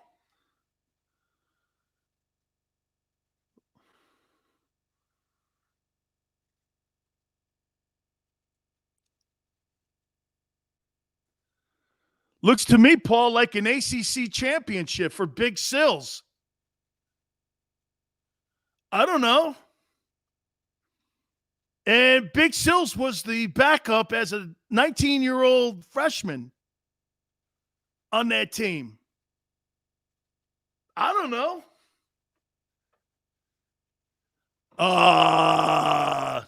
Yeah, but mine didn't either. I got tossed. It's all good. Hey, how do you think I landed at Miami? Okay. Hey, do you guys want – oh, my God, my aunt will kill me when I tell you this story. You guys want to know the story how Big Sills got thrown? That's all good, Paul. I'm teasing you, man. Hey, no. You guys want to know the story how Big Sills got knocked out of Maryland? Okay, remind me. Hang on. Let me write this down here on Meyer here. I want to get back to that Meyer story. Okay. Oh, Maryland tonight. Is it Illinois? Oh, it's all good, Paul. We're good, dude. I love you coming here, man. Okay, ready? Here it is. This is my freshman year. We just get done winning the ACC championship. Projected the next year to be like a guy who was going to be a factor on the team that he did. I don't know. So this is during the wintertime. I'm on the first floor of Ellicott Center, where all the football players lived. We're having this party. I see this very good-looking girl. Windows are open. Okay? And you know how during the wintertime, the big plows push the snow up against the buildings, and you guys can kind of like slide down, right? They had these big pane windows. I'm in there. I'm talking. I go like this. I'm in there talking to this chick going, I don't da, you know, I'm being all, you know, stupid and stuff. And guys, the girl's boyfriend comes up, taps me on the shoulder. Hey, that's my girl. I pretended I didn't hear him. Hey, that's my girl. I go like this. Not tonight, she ain't. Hey. So he then comes back at me. I grab him. Now listen, it was about 4 feet. I threw him out the window. He slides down and he goes down. I didn't think anything of it because it wasn't really that, but I won't lie, I did throw him out of a window. So I get called the next day. My position coach goes berserk. You mother, threw a guy out of a. They made it sound like, hang on, Joey. They made it sound like I threw the guy off the roof, like in Fort Apache, the Bronx. No, Mike. This is when I was at Maryland. This is how I got thrown out of Maryland and how I landed at Miami. Bobby Ross was the head coach, and we're friends to this day. And my aunt and my grandmother in the office, we're all crying. I'm like, oh, my God, I lost my scholarship. Oh, my God, I lost my scholarship. Sure enough, man. Hey, wait a minute, Joey. Wait, it gets better yet. So I get home to my grandfather. This is after I get thrown out. I get home to my grandfather. And I'm doing this all over a chick. Muhammad, man, hey, really, I'd never do that again. So wait a minute. It'd have to be my daughter or my wife right now, right? Other than that, and my aunt, and I don't care. So I start doing this outside my back porch, guys. Marcus, check this out. I go like this. Cole Fieldhouse, man. Dude, Cole Field. I used to live down on the field in that building before they retrofit it. Hey, Dev, watch this, though. I'm looking up like this in my back porch. My grandfather goes like this. What are you looking for? You think that guy's going to help you?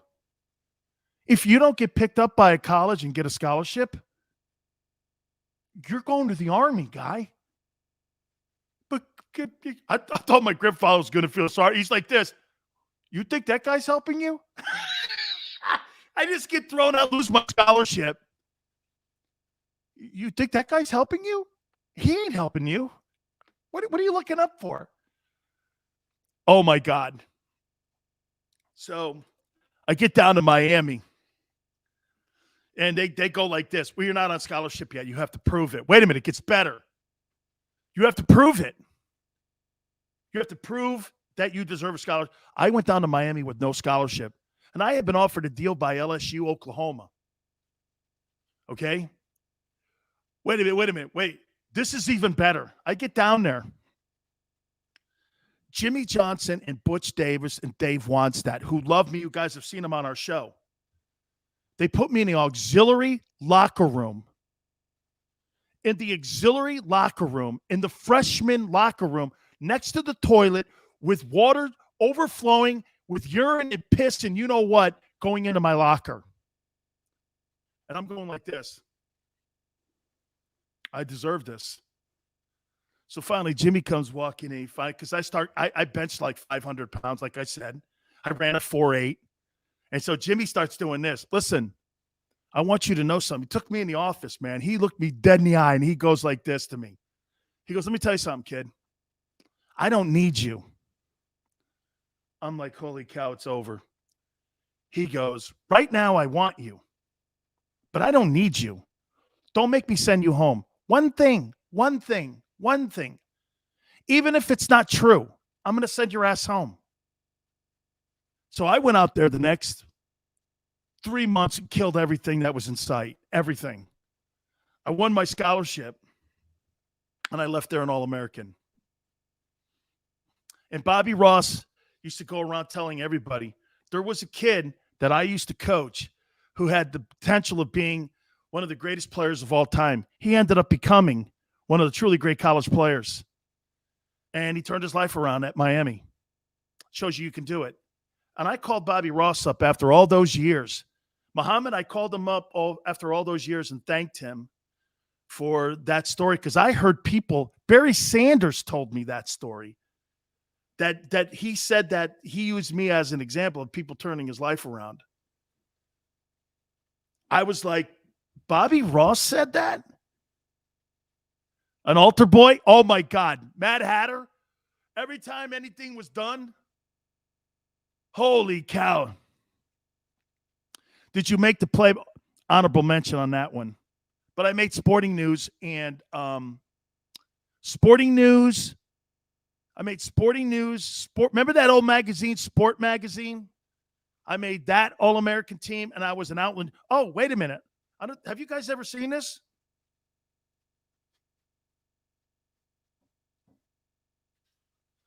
This is my Outland Trophy watch ball. I was an Outland Trophy candidate.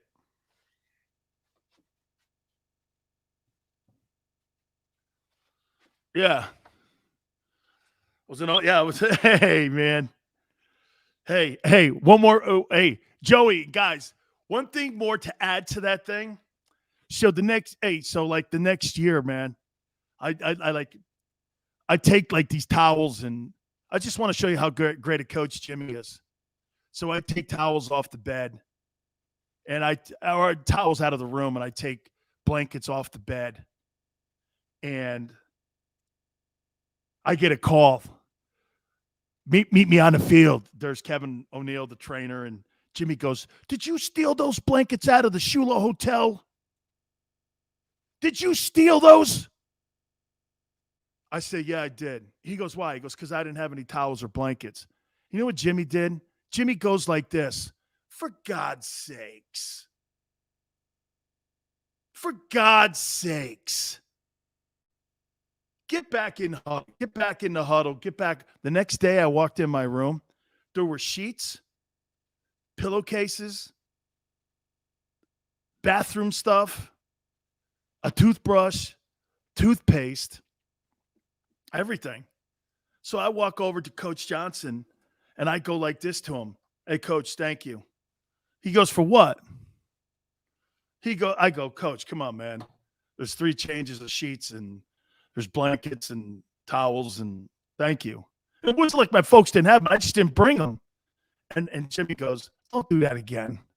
I said, "Okay, I won't. You think I'm going to ruin my chances? You think I'm going to, hey, Coach, do I look like a guy's going to rob a 7-Eleven? If I'm going to rob somebody, I'm going to rob Fort Knox. Okay? I'm not going to rob a 7-Eleven. That's not going to be my deal, you know? I'm not going to rob you for $4. I'm going to rob you for $4 trillion. Okay? Big Sills ain't robbing 7-Elevens. Robbing Fort Knox. Yeah.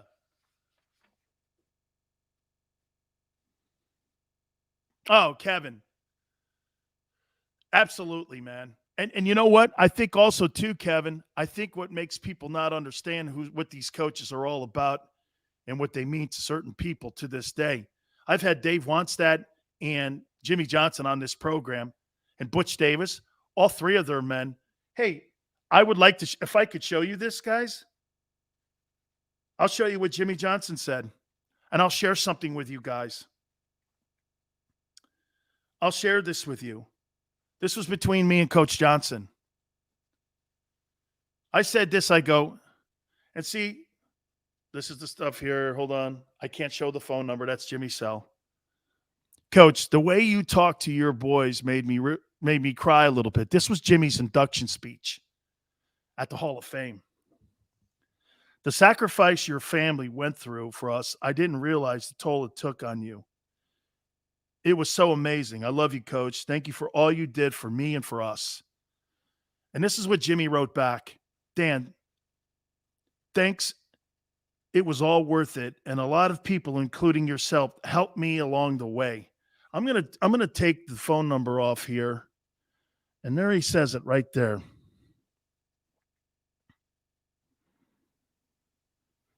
I'm one of Jimmy Johnson's favorite guys. And you'd never know he was that kind of guy, would you? You would never know it. But you know what made the difference between a coach like him and a guy like Meyer? Is that Jimmy loved it. Jimmy loved it. He freaking loved it. You know, I was talking to Krause Jr., and we're talking about broadcasters and broadcasting and people. You can't do things for paychecks or you'll never make the riches you want to make, because you can make it in heart and soul and mind and in your wallet. How many things have you ever done when you said, "Listen, I'm going to try to make as much money as I can," and you never do? But then all of a sudden, when you have a great passion for it, you have a great peace of mind over it. Okay? That's right, Muhammad. I see it with Sirianni. He's talking and teaching. Now, look, did he get out to a kind of not so cool start when it came to that press conference? But you know what I didn't do? I never gauged Nick Sirianni on that press conference. Matt Hatter. Jimmy wanted out, though. He had it. He had it. But look at what, hey, now you guys have to agree. Doug Peterson, he loved his guys too, don't you think? Thank you, Joey. Doug loved, I think Doug loved everybody in the Eagle organization. I just think just things went sideways, man, there. You know what? I mean, I would say this to you. Would we not agree? Atlanta has never recovered from losing the Super Bowl. But at least the Eagles they've taken on water, right? I mean, they've taken on water, but they're not sinking.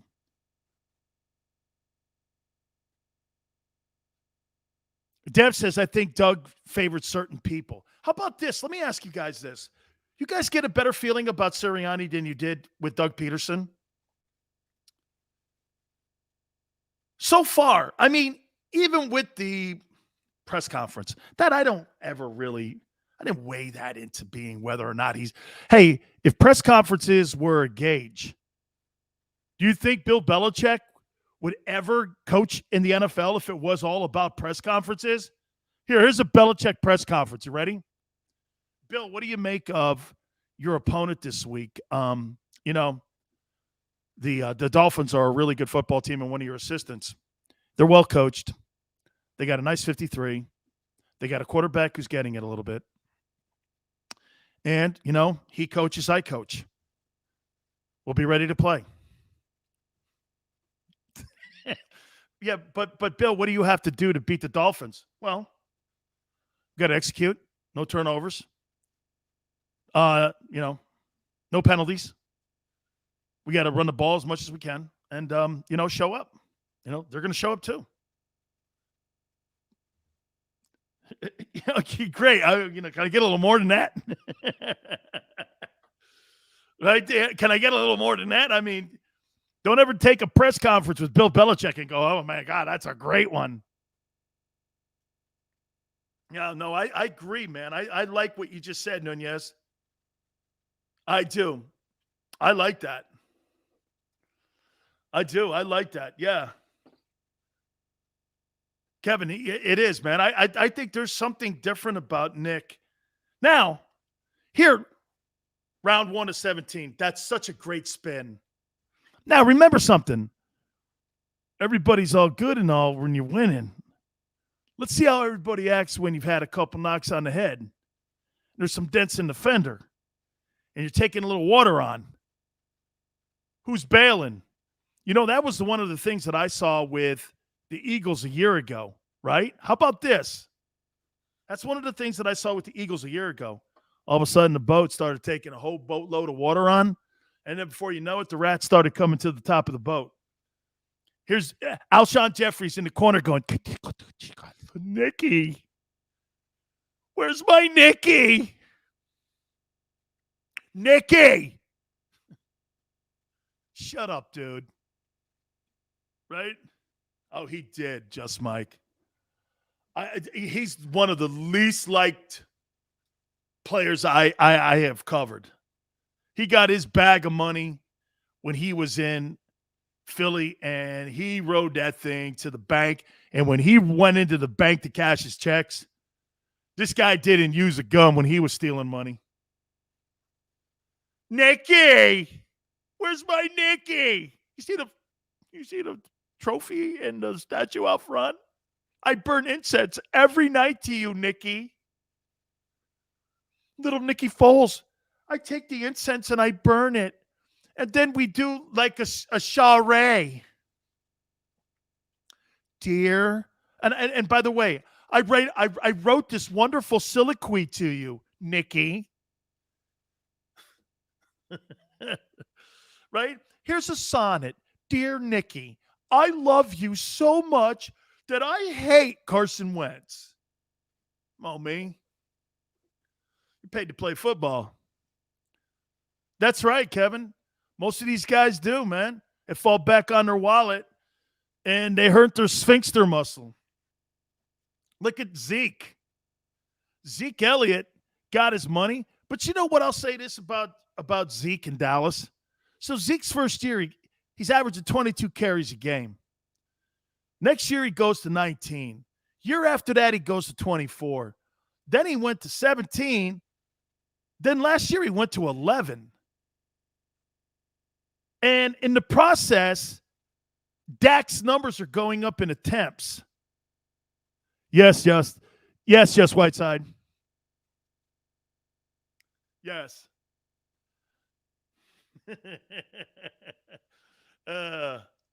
Yeah, my sonnet. I love you, Nikki Foles. Signed, Alshon. I never showed up, and I'm made of papier-mâché, Jeffries. Yeah, between him and the other guy, Deshaun Jackson, my foot hurts. My ankle hurts today. I can't go. Well, wait a minute. Who's Wentz going to throw to? I don't care. Right? Deshaun and Jeffries in the same room dealing with how they have to deal with Carson Wentz. I'm just not, we don't go to the same boutique together, because receivers go to boutiques. They don't go to barbers.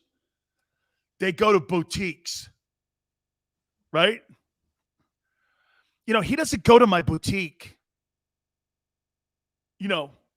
Carson has his own haircut. I think his wife cuts it or his girlfriend or whomever. We don't go there.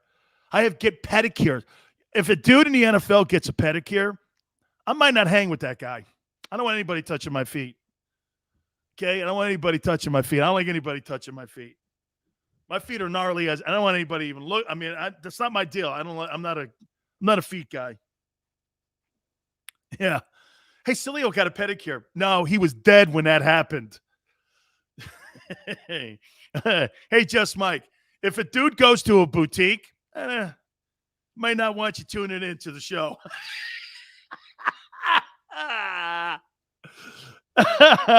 I'm looking for a guy with big cannolis, like I told you about fantasy football too on Fridays. Okay? Make sure you have a chick when you go to a fantasy draft. Just make sure. Make sure you go. Okay? Just make sure. Yeah, Tyler Heineke last night finally got his name. Okay? Where's Rex Ryan? Right. Who? What happened to that guy? By the way, he's very mediocre on ESPN. Foles is the best playoff quarterback the Eagles ever had. Oof. Dude, that guy, though, man. Hey, who's a better playoff quarterback, Foles or Eli? You know what? I'll tell you to your point. You know what, Mad Hatter? Let me say this to you. Was it Jeffries that dropped that ball in New Orleans? It was like a fourth down play, or it was a fourth down play, right? I think it was. I think it was a divisional game.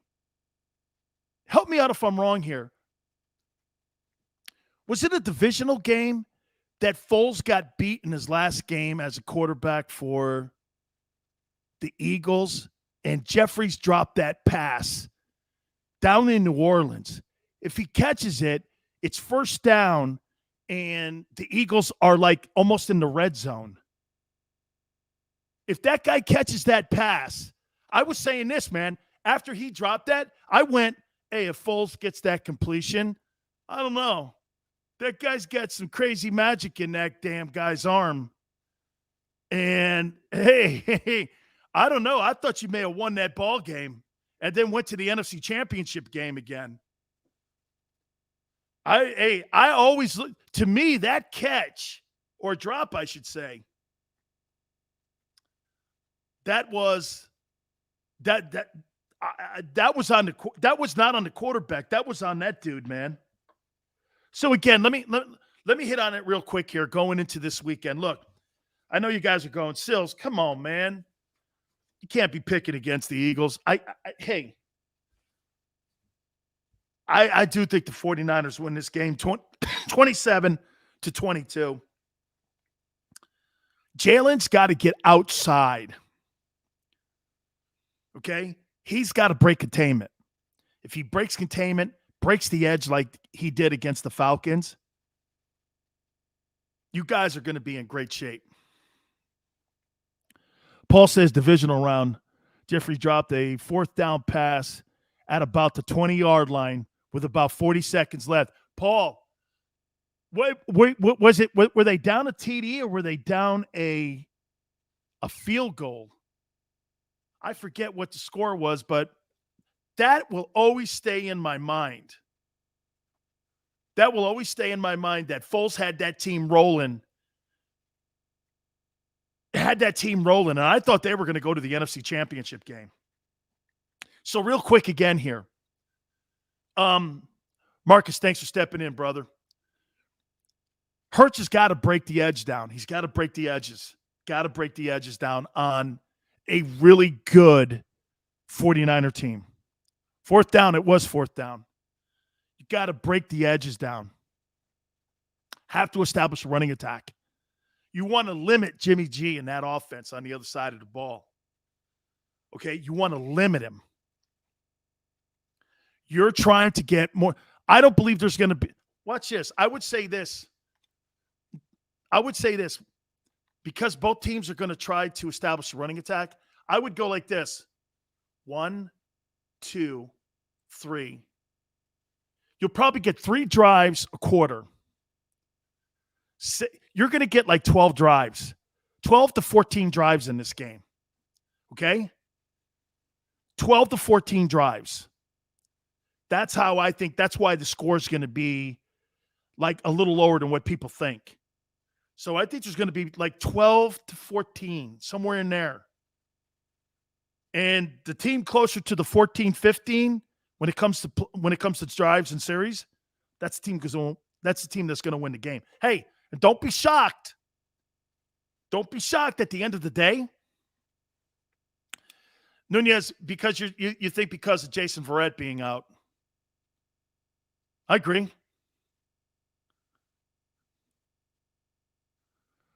Just Mike says, can anyone get me a discount on a Raider game? On the Raiders game, it will be my 50th on October 24th. See what we can do, brother. See if I reach out to the Raiders for you here. I'll see what I can do. I'm not making any promises.